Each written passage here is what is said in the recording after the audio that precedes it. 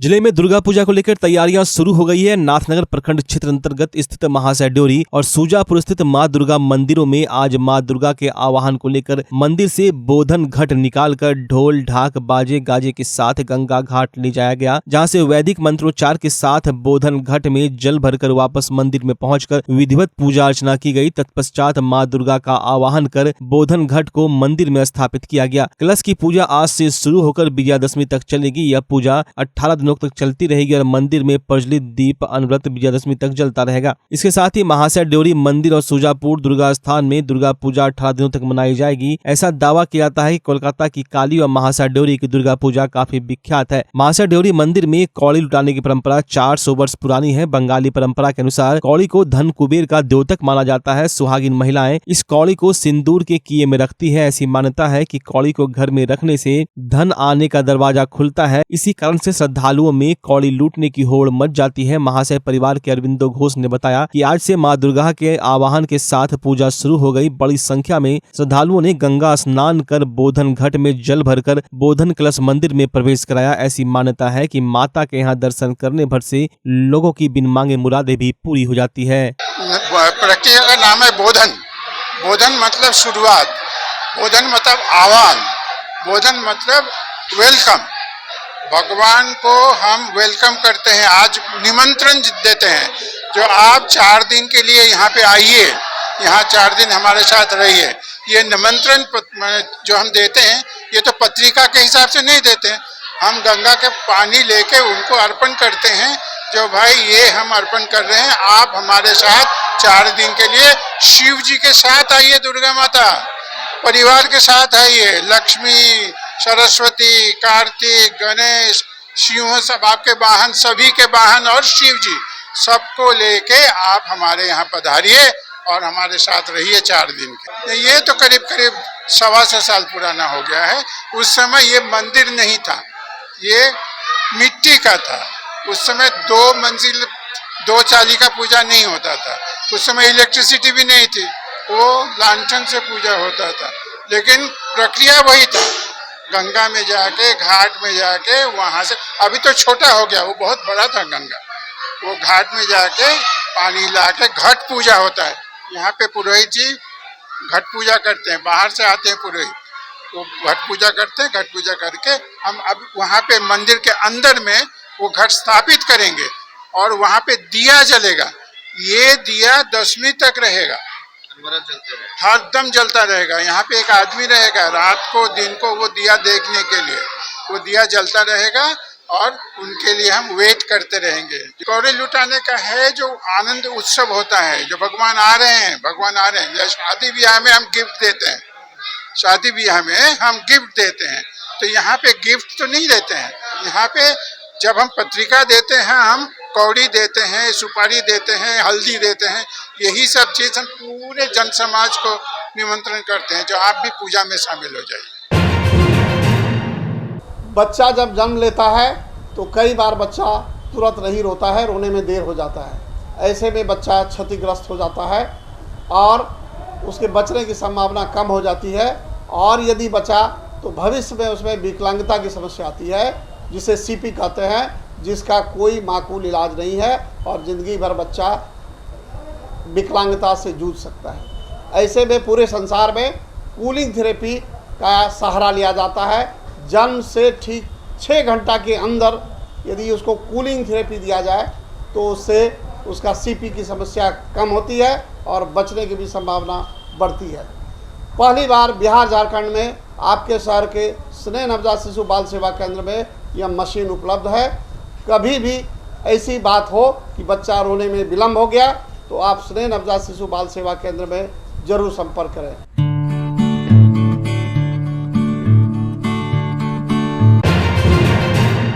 Bhagalpur police की मुस्तैदी एवं तत्परता से एक बड़ी घटना को रोका गया और अपराधी को हथियार के साथ गिरफ्तार कर लिया गया। दरअसल एसएसपी आनंद कुमार को सूचना प्राप्त हुई कि कुछ लोग किसी बड़ी घटना को अंजाम देने वाले हैं, जिसके बाद एसएसपी के निर्देश पर पुलिस अधीक्षक नगर के निगरानी में तथा पुलिस उपाधीक्षक नगर के नेतृत्व में एक विशेष छापेमारी दल का गठन किया गया। विशेष छापेमारी दल द्वारा कुख्यात सूरज तांती के घर पर छापा मारने पर सूरज तांती एवं शिवम कुमार तांती को अवैध हथियार के साथ गिरफ्तार किया गया। गौरतलब गौरतलब है कि इस मामले में 5 व्यक्तियों के विरुद्ध आगे कार्रवाई की जा रही है। बरामदगी सामान में देसी पिस्टल, देसी कट्टा, कारतूस शामिल है। गिरफ्तार सूरज ताती, शिवम कुमार ताती का आपराधिक इतिहास रहा है अथवा बेल पर जेल से बाहर हैं। तो इसी क्रम में कल वरीय पुलिस अधीक्षक महोदय को एक सूचना प्राप्त हुई कि कुछ लोग एक क्राइम करने का षड्यंत्र रच रहे हैं। तुरंत इसमें एक टीम का गठन किया गया, जिस टीम का नेतृत्व डीएसपी सिटी अजय चौधरी कर रहे थे और तुरंत उस लोकेशन को ट्रैक करते हुए उस लोकेशन पे छापेमारी की गई। तो सूरज ताती के घर पे छापेमारी की गई और उसके साथ शिवम कुमार ताती और 3 और अज्ञात लोग थे। और छापेमारी के क्रम में 1 पिस्टल, 1 देसी कट्टा और 5 कारतूस बरामद किए गए। और ये लोग संगीन अपराधी हैं। सूरज ताती के ऊपर टोटल 4 केसेस हैं। एक बहुचर्चित धुरी यादव हत्याकांड में भी ये शामिल था और शिवम ताती के ऊपर भी एक केस है, रंगदारी का है। और भी आपराधिक इतिहास हम इन लोग का पता कर रहे हैं। इस टीम में शामिल जो थे वो बरारी SHO आशुतोष जी थे, इंस्पेक्टर संजय कुमार सुधांशु, मिथिलेश कुमार चौधरी, पुवनी राजकुमार, साहनी शैलेंद्र सिंह, सिपाही बच्चन कुमार, अभिमन्यु कुमार सिंह, प्रकाश कुमार, रजनीश कुमार। इनके द्वारा सराहनीय काम किया गया है और इस प्रकार भागलपुर पुलिस की मुस्तैदी एवं तत्परता से बड़ी घटना को रोका गया है और अपराधी हथियार के साथ गिरफ्तार किए गए। सर किस तरह की घटना? ये लोग लूटपाट की घटना को कारित करने का षड्यंत्र रच रहे थे और इनका प्लान था कि दुर्गा पूजा में भी ऐसी घटनाओं को कारित करेंगे और एक सफल उद्भेदन किया गया। सर किस थाना क्षेत्र में घटना कर सकते थे? बरारी में पकड़े गए हैं, वहीं भी प्लान कर रहे थे और थाना क्षेत्र तो टारगेट इनका रहता है, तो उसके बारे में पूछताछ की जा रही है। सर धुरी यादव बहुचर्चित हत्याकांड था, उसमें मतलब अभी गिरफ्तारी हुई है, तो क्या लगता है कि ये पहले भी उसमें जेल जा चुका है, उसमें शूटर का काम। भागलपुर की सामाजिक संस्था जीवन जागृति सोसाइटी लगातार विभिन्न दुर्घटना पर कार्य करती है। इसी कड़ी में सोसाइटी दिल्ली के कॉन्स्टिट्यूशन क्लब ऑफ इंडिया में विश्व आपदा रिडक्शन डे के अवसर पर दिनांक 13 अक्टूबर को देश भर के ऐसे जांबाज, इंसानियतों के गुण से भरे व्यक्तित्व के स्वामी जो संकट में फंसे व्यक्ति को छोड़कर आगे नहीं बढ़ते बल्कि उनका जान बचाते हैं, को राष्ट्रीय स्तर पर लोक नायक जयप्रकाश नारायण आपदा फरिश्ता सम्मान समारोह से सम्मानित करेगी। एक प्रेस कॉन्फ्रेंस में संस्था के अध्यक्ष डॉक्टर अजय कुमार सिंह ने बताया कि देश में कोई भी सामाजिक संस्था इस क्षेत्र में ऐसे लोगों का हौसला बढ़ाने के लिए सम्मान समारोह नहीं करती, बल्कि समाज में नेकी की राह पर मदद करने के लिए ज्यादा से ज्यादा लोग आगे आए, इस उद्देश्य से यह सम्मान समारोह आयोजित किया जा रहा है। इस कार्यक्रम में देश के 25 राज्यों से 561 लोगों को इस सम्मान हेतु चयनित किया गया है, जिनमें से 61 लोगों को दिल्ली बुलाकर समारोह स्थल पर देश के लब्ध प्रतिष्ठित महानुभावों के द्वारा सम्मानित किया जाएगा एवं शेष 500 मददगार को जिन्होंने कभी न कभी संकट में फंसे लोगों की मदद की है, उनको यह सम्मान समारोह के बाद उनके क्षेत्र के विधायक द्वारा दिलवाने की कोशिश की जाएगी। इस समारोह में इलाहाबाद उच्च न्यायालय के मुख्य न्यायाधीश एवं उच्चतम न्यायालय के जस्टिस शिवकीर्ति सिंह, एनडीआरएफ के संस्थापक सदस्य एवं केंद्र सरकार द्वारा सुभाष चंद्र बोस आपदा अवार्ड्स के पहले विजेता IPS KM सिंह, अंग क्षेत्र के सेवा मेडल से सम्मानित ब्रिगेडियर SK सिन्हा एवं कारगिल युद्ध के शौर्य चक्र विजेता मेजर राकेश शर्मा मुख्य अतिथि एवं विशिष्ट अतिथि होंगे और प्रतिभागी इनके हाथों से सम्मानित होंगे। कांग्रेस इंटक कार्यकर्ताओं ने कचहरी चौक कलेक्ट्रेरिएट गेट के समक्ष प्रदेश अध्यक्ष ओम प्रकाश उपाध्याय के नेतृत्व में दिल्ली में पत्रकारों की हुई गिरफ्तारी के विरोध में प्रदर्शन किया। लोकतंत्र के चौथे स्तंभ पर हमला बंद करो, पत्रकारों की आवाज दबाना बंद करो, we stand with NewsClick जैसे कई नारों के साथ पत्रकारों के खिलाफ कार्रवाई के विरोध में प्रतिवाद किया गया। सभा को संबोधित करते हुए कांग्रेस इंटक के प्रदेश अध्यक्ष ओम प्रकाश उपाध्याय ने केंद्र की मोदी सरकार पर आरोप लगाया कि पत्रकारों की गिरफ्तारी लोकतंत्र की हत्या है या प्रेस की आजादी पर हमला है। केंद्र की सरकार बौखला गई है, अब वह मीडिया से डरने लगी है। अगर प्रेस की आजादी खत्म हो जाएगी तो जनता की आवाज दबी रह जाएगी। हम सभी जानते हैं कि केंद्र की नरेंद्र मोदी जी की सरकार ने जिस तरह से जनपक्षीय पत्रकारों एवं मीडिया कर्मी बंधुओं को, जनता की जो आवाज को आज जनता की आवाज बनकर जिस तरह से सत्य को उजागर कर रहे थे, उस सत्य को उजागर से डरी हुई मोदी की सरकार ने हमारे पत्रकार बंधुओं पर दबाव बनाकर उन्हें गिरफ्तार करने का काम किया। ये प्रेस की आज़ादी पर सबसे बड़ा कुठाराघात है। और ये प्रेस की आज़ादी को दबाने के लिए केंद्र की डरी हुई दमनकारी सरकार जिस तरह से हमारे पत्रकार बंधुओं की आवाज़ को दबाने का काम कर रही है, ये कांग्रेस पार्टी आज बता देना चाहती है कि इस आवाज़ को किसी भी कीमत पर हम पत्रकार बंधुओं को दबने नहीं देंगे और पत्रकार बंधुओं के साथ कदम में कदम मिलाकर हम चलेंगे। हम सरकार से मांग करते हैं कि इन पत्रकारों को अविलंब रिहा करें और जो उचित कार्रवाई हो, जो उचित आपके तरफ से जो लगे उसको दूध का दूध और पानी का पानी कर पत्रकार बंधुओं को जल्द से जल्द रिहाई का काम करे, इसकी न्यायिक जांच हो। और ये सरकार जो केंद्र की सरकार, दिल्ली की दरबार में जो डरी हुई सरकार है, ये चुनाव को देखते हुए जनता की आवाज़ को दबाने का जो काम कर रही है, इसकी दमनकारी नीतियों को हम कभी भी चलने नहीं देंगे। कांग्रेस पार्टी इसे कुचल कर रखेगी। साथियों, आप ही बताएं कि आज पत्रकार जो है जनता की आवाज़ बन करके रहता है, ये महंगाई, बेरोजगारी आदि मुद्दों को। भागलपुर के जवाहरलाल नेहरू कॉलेज में कार्यरत कर्मचारियों को 9 महीने से वेतन नहीं मिलने से वो परेशान है। वहीं पोस्टमार्टम कर्मी का कहना है कि हम लोगों को 9 महीने से वेतन नहीं मिला है, जिस कारण दुर्गा पूजा पर्व की शुरुआत हो गई है, पर अब तक विभाग ने 9 महीने से हम लोगों को पेमेंट नहीं किया है। इसको लेकर वे काफी परेशानियों का सामना कर रहे हैं। घर परिवार का पालन पोषण, दैनिक स्थिति काफी उदासीन हो गई है। मेरा नाम मानिक लाल मल्लिक है। फॉरेंसिक मेडिसिन विभाग में जवाहरलाल नेहरू चिकित्सा महाविद्यालय में पोस्टमार्टम के कार्य करता हूँ। मुझे 9 माह से वेतन अभी तक भुगतान नहीं किया गया है और बीच में दशहरा है, दीपावली है, छठ आने वाला है, इसमें खर्च है, धिया पुता के कपड़ा लत्ता देना है। हम कैसे इसका अति करेंगे? अभी तक मुझे पेमेंट नहीं किया गया। इस चीज़ पेमेंट को लेकर किसी पदाधिकारी से बातचीत हुई थी? हाँ, इससे पदाधिकारी से बात हुई थी, प्रिंसिपल से। प्रिंसिपल ने जिला पदाधिकारी के पास फाइल भेज दी है, लेकिन जिला पदाधिकारी से अभी तक फाइल लौट के नहीं आया है, जिसके चलते हम लोग को पेमेंट नहीं। क्या मिलने के लिए गए थे जिलाधिकारी? हाँ, जिलाधिकारी से मिले हैं, इसके बाद अनुमंडल भी दिए हैं, लेकिन अभी तक कोई सूचना यहाँ नहीं दिया गया है। क्या मांग करते हैं जिला अधिकारी महोदय से? कुछ ऑफिशियल मैटर है वो मांगते हैं, वो दिया जाता है, लेकिन फिर भी क्या है नहीं है तो ऑफिशियल मैटर है। हम लोगों का जल्दी पेमेंट हो जाए। हाँ, क्या करना चाहते हैं आप? हम कहना चाहते हैं कि जल्दी पेमेंट हो जाए, दुर्गा पूजा से पहले कि हम लोग दिया बुता के अपना बाल बच्चा का कपड़ा लत्ता खरीद कर दे। नया बस्तर होना चाहिए, दुर्गा पूजा में हर आदमी पहनता है।